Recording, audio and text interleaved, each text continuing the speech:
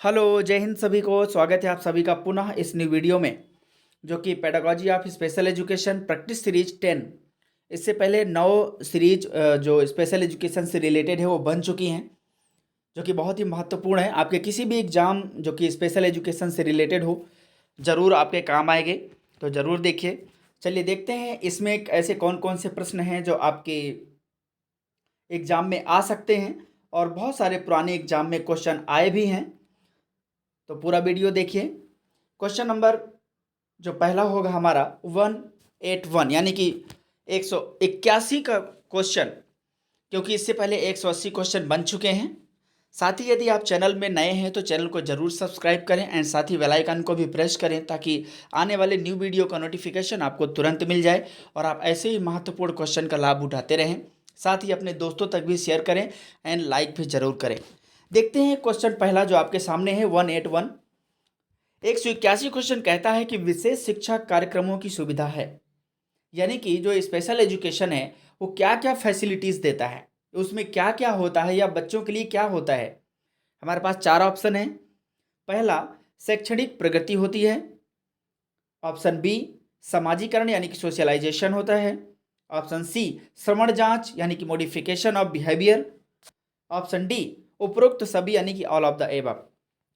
तो question number 181 यानी कि 181 का जो सही जवाब है option D is the correct answer. ये सभी होता है, क्योंकि जो विशेष शिक्षा में जो अलग रहते हैं बच्चे, उनको कम से कम एक एजुकेशन की शुरुआत हो जाती है, जो निगलेक्ट कर दिया जाता है। बिल्कुल, अगर उनको स्पेशल एजुकेशन से शुरुआत होती है तो कम से कम एक मजबूती का एक पड़ाव उसका शुरू हो जाता है, और उसे भी लगता है कि हाँ, मैं भी सीख सकता हूँ। इसके बाद वो फिर इंटीग्रेटेड एजुकेशन, इंक्लूसिव एजुकेशन, आगे की जो जनरल एजुकेशन उसमें पूरा प्रमोट होता है। अब देखते हैं क्वेश्चन नंबर 182। देखते हैं क्वेश्चन नंबर 182 क्या कहता है। क्वेश्चन आजकल कई तरीके के पूछे जाते हैं। कहता है कि आनुवंशिक प्रभाव यानी कि हेरिडिटी जो इन्फ्लुएंसेस है से क्या होता है, किससे रिलेटेड करता है ये चारों में से। ऑप्शन ए, रवैया यानी कि एटीट्यूड। ऑप्शन बी, योग्यता यानी कि एप्टीट्यूड। या फिर ऑप्शन सी, अभिरुचि यानी कि इंटरेस्ट। या फिर ऑप्शन डी, इनमें से कोई नहीं, नॉन ऑफ द अबव। तो क्वेश्चन नंबर 182 का जो हमारा सही जवाब होगा option B is the correct answer. ये आनुवंशिक से रिलेटेड है कि योग्यता। बाकी जो हमारा एटीट्यूड है वो हो सकता है कि हमारा एटीट्यूड चेंज हो जाए एनवायरनमेंट को देख करके, हमारा इंटरेस्ट चेंज हो जाए एनवायरनमेंट को देख करके। बट योग्यता जो एप्टीट्यूड है, हो सकता है कि उनमें उनके पिताजी में भी ऐसा हो तो उनमें भी हो सकता है। बट हेरिडिटी जो है इन्फ्लुएंस करती है इस चीज को ज्यादातर, बट हमेशा ऐसा नहीं होता है। ये क्वेश्चन कई सारे एग्जाम में आ भी चुका है। अब देखते हैं क्वेश्चन नंबर 183।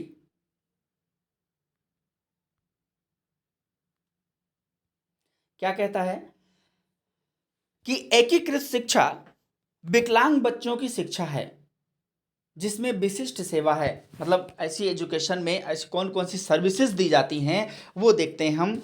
हमारे पास 4 ऑप्शन हैं। पहला, स्पेशल स्कूल। बी, सामान्य स्कूल यानी कि जनरल स्कूल। सी, घर में रहने वाली शिक्षा, होम बाउंड एजुकेशन। या फिर ऑप्शन डी, संसाधन कक्ष यानी कि रिसोर्स रूम। तो क्वेश्चन नंबर 183 का जो सही जवाब है option B is the correct answer. एकीकृत शिक्षा क्या है, अब ये जनरल की तरफ बढ़ता है। यहां से एकीकृत शिक्षा से शुरुआत होती है उस बच्चे की जो जनरल बच्चों के साथ बैठ करके पढ़ता है। वो समझता है कि वास्तव में समाज क्या है, वास्तव में सोशलाइजेशन क्या है, और वहां से फिर धीरे धीरे उसकी शुरुआत होती है, तब जाकर के अंत में मेन स्ट्रीमिंग में जुड़ता है।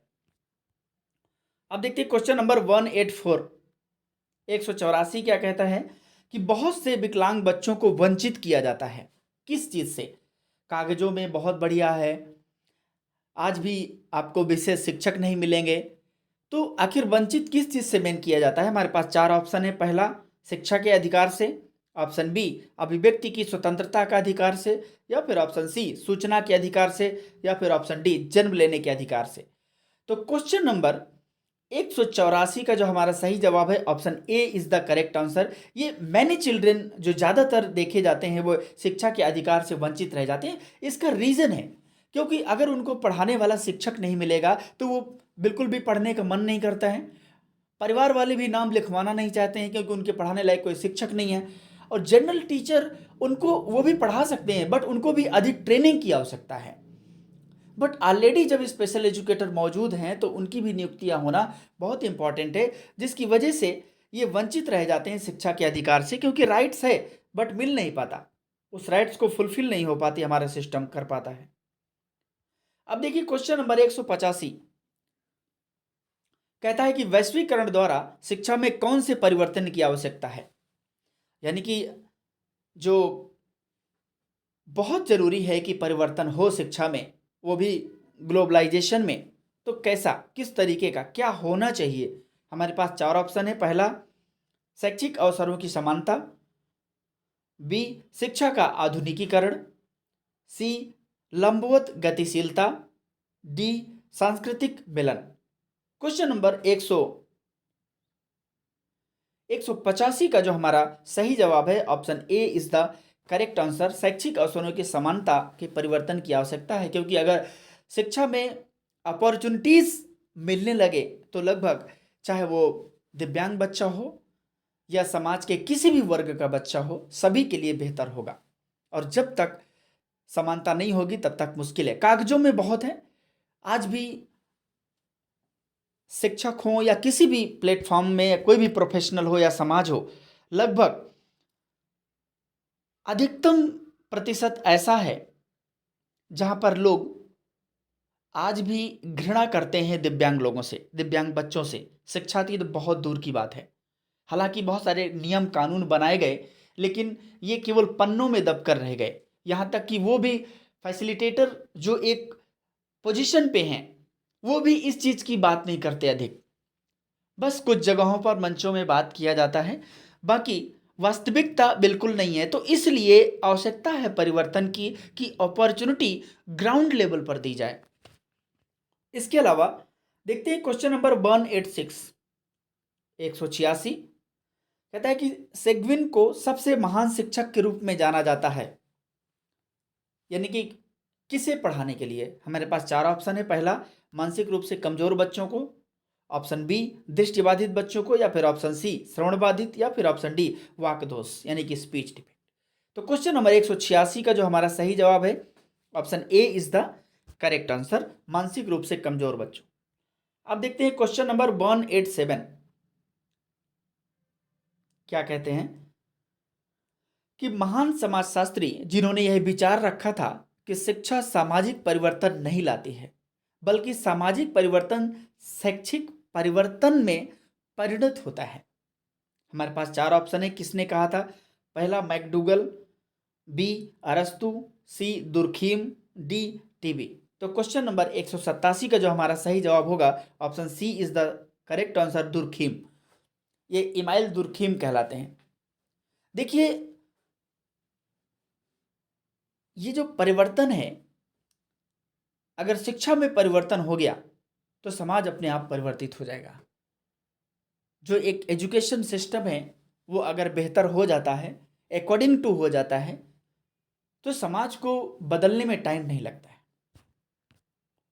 क्वेश्चन नंबर 188 क्वेश्चन क्या कहता है कि 1840 के आसपास पेरिस में सेगविन का पहला निजी स्कूल स्थापित किया गया था। अब देखिए, यहाँ पर कई सारे क्वेश्चन इससे बन जाएंगे कि सेगविन नामक व्यक्ति जिसने पहला निजी स्कूल स्थापित किया वो कब किया? 1840 में।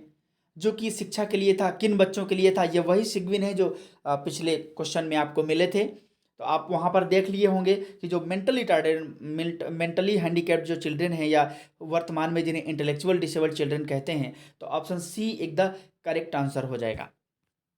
अब देखते हैं क्वेश्चन नंबर 189 ऐसे क्वेश्चन भी आपसे पूछ लिए जाते हैं और आते ही आते हैं कि निम्नलिखित कथनों को पढ़िए और उपयुक्त विकल्प का चयन कीजिए। हमारे पास दो कथन है। कथन पहला, बधिरांध द्विइंद्रिय क्षति है, यानी कि जो डेफ ब्लाइंडनेस है वो डुअल सेंसरी इंपेयरमेंट है। कथन दूसरा कि इनकस को एनविल भी कहा जाता है। इनकस क्या है? कान की एक हड्डी का नाम है। आप जानते हैं कि मैलियस, इनकस और स्टेपिस, ये 3 हड्डियां होती हैं। तो इनकस को एनविल भी कहा जाता है, यानी कि जो मैलियस, इनकस, स्टेपिस है वो हैमर, एनविल एंड स्टरिप है। तो ये 3 अन्य नामों से भी जाना जाता है। अब देखते हैं कि क्या ये दोनों कथन सही है या दोनों कथन गलत है। हमारे पास 4 ऑप्शन है। पहला, दोनों कथन सही हैं।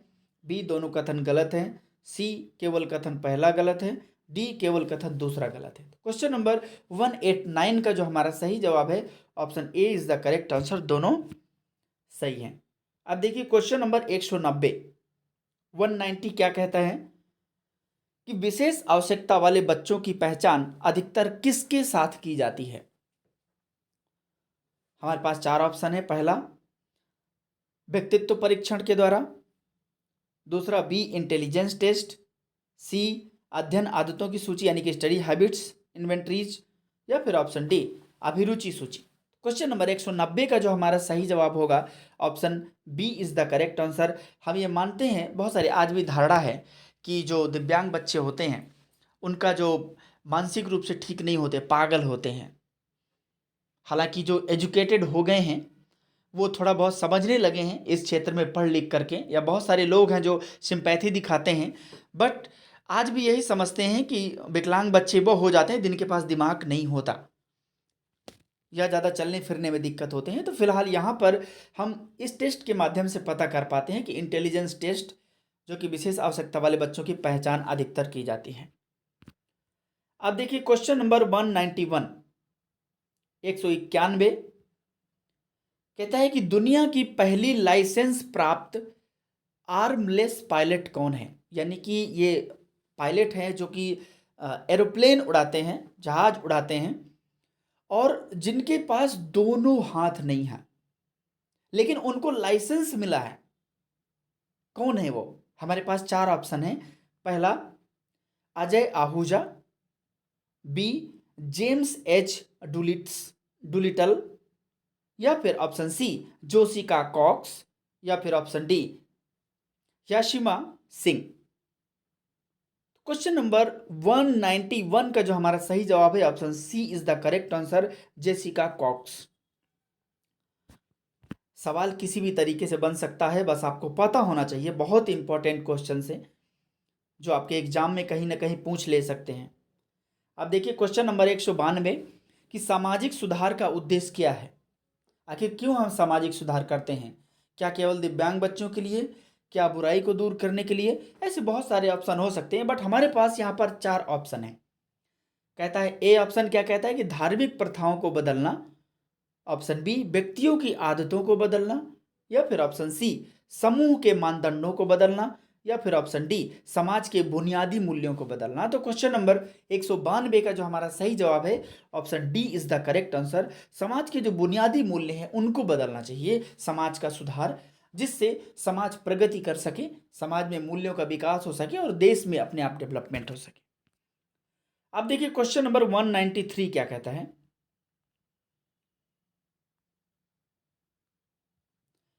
कहता है कि निम्नलिखित में से कौन सकारात्मक असाधारण बच्चों की विशेषता है। हमारे पास 4 ऑप्शन है। पहला, उत्कृष्ट स्मृति यानी कि एक्सीलेंट मेमोरी। ऑप्शन बी, बेहतर तर्क कर पाते हो। ऑप्शन सी, लंबी ध्यान अवधि यानी कि लॉन्ग अटेंशन स्पैन हो उनके पास। ऑप्शन डी, उपरोक्त सभी, all of the above. Question number 193 का जो हमारा सही जवाब है option D is the correct answer. देखिए ये जो एक्सेप्शनल चाइल्ड होते हैं, जो पॉजिटिव रूप में इनकी कैरेक्टरिस्टिक्स होती हैं वो सभी होती हैं, और ये लेकिन हर में नहीं होता है, इसीलिए वो एक्सेप्शनल है। क्वेश्चन नंबर 194 क्या कहता है कि दूर की वस्तुओं को स्पष्ट रूप से देखने में असमर्थ है, या फिर जिसे आमतौर पर निकट दृष्टि या अदूरदर्शी कहा जाता है के रूप में जाना जाता है। हमारे पास चार ऑप्शन है। पहला रतौंधी, जिसको कहते हैं कि रात में दिखाई देना बंद हो गया। Option B myopia. Option C सुरंग दृष्टि, मतलब कि एक टनल है जो अंदर बहुत है, दूर तक आप नहीं देख पा रहे हैं। या फिर ऑप्शन डी कलर ब्लाइंडनेस से आप किसी कलर की पहचान नहीं कर पाते। तो क्वेश्चन नंबर 194 का जो हमारा सही जवाब है option B is the correct answer, myopia.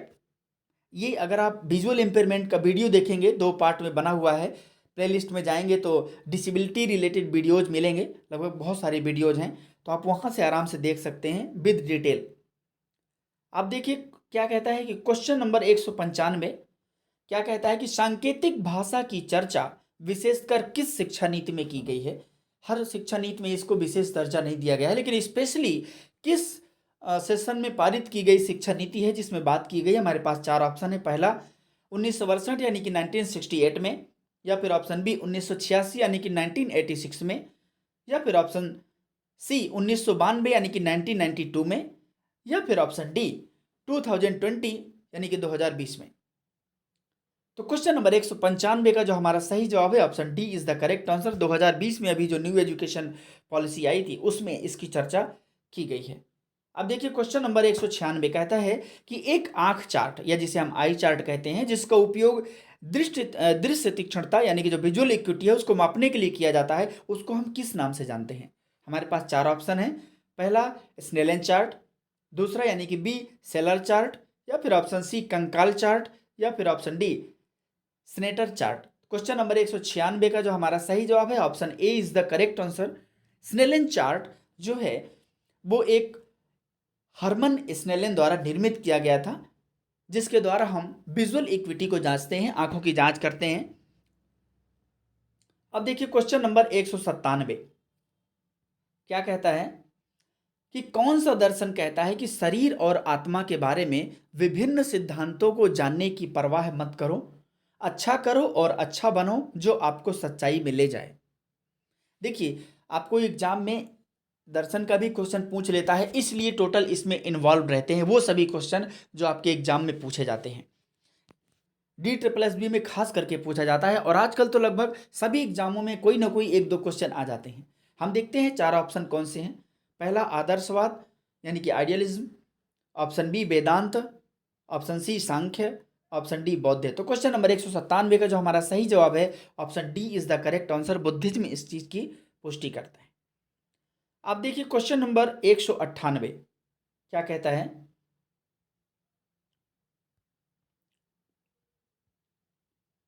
कहता है कि जब कोई व्यक्ति ध्वनि का बिल्कुल भी पता लगाने में असमर्थ है, यानी कि बिल्कुल भी ध्वनि नहीं सुन पाते, या फिर सुनने की पूरी कमी को संदर्भित करता है, इसे क्या कहा जाता है। हमारे पास 4 ऑप्शन है। पहला वो श्रवण दोष कहलाएगा, ऑप्शन बी गंभीर श्रवण दोष कहलाएगा, ऑप्शन सी चालकीय श्रवण दोष कहलाएगा जो कंडक्टिव हियरिंग लॉस होता है, या फिर ऑप्शन डी अति गंभीर श्रवण दोष कहलाएगा। क्वेश्चन नंबर 198 का जो हमारा सही जवाब है option D is the correct answer. Profound hearing loss है वो, क्योंकि बिल्कुल भी पता नहीं कर पा रहे, टोटल उसको हियरिंग लॉस है। अब देखिए क्वेश्चन नंबर 199 क्या कहता है कि भाषा की गहरी एवं सतही संरचना की अवधारणा किसने दी। जो डीप स्ट्रक्चर और सरफेस स्ट्रक्चर लैंग्वेज का है वो किसने दिया। हमारे पास 4 ऑप्शन है। पहला Anna Freud, option B Noam Chomsky, option C Bruner, D Jean पियाजे। क्वेश्चन नंबर 199 का जो सही जवाब है option B is the correct answer, Noam Chomsky. Sigmund Freud की बेटी अन्ना फ्रायड हैं, ये ब्रूनर अलग हैं, जीन पियाजे कॉग्निटिव से रिलेटेड हैं, इसलिए option B is the correct answer. अब देखिए क्वेश्चन नंबर 200, ऐसे भी सवाल आ जाते हैं। कहते हैं कि निम्नलिखित में से कौन सा श्रवण यंत्र का भाग नहीं है। हमारे पास 4 ऑप्शन है। पहला माइक्रोफोन, बी बैटरी, सी रिसीवर, डी पिच। तो क्वेश्चन नंबर 200 का हमारा सही जवाब होगा option D is the correct answer, pitch. देखिए पिच अलग चीज है, हाई पिच है, लो पिच है, ये अलग, ये साउंड है, not a part of hearing aid, इसलिए option D is the correct answer. तो ये आज के 20 क्वेश्चन कमेंट करके जरूर बताइए कि कितना उपयोगी है, एंड बहुत सारे क्वेश्चन हैं जो एग्जाम में आ भी चुके हैं, और कुछ न्यू क्वेश्चन भी हैं। बाकी बने रहिए, अपने दोस्तों तक भी शेयर करिए। मिलते हैं जल्द नेक्स्ट वीडियो में, तब तक के लिए जय हिंद, वंदे मातरम। Thank you so much.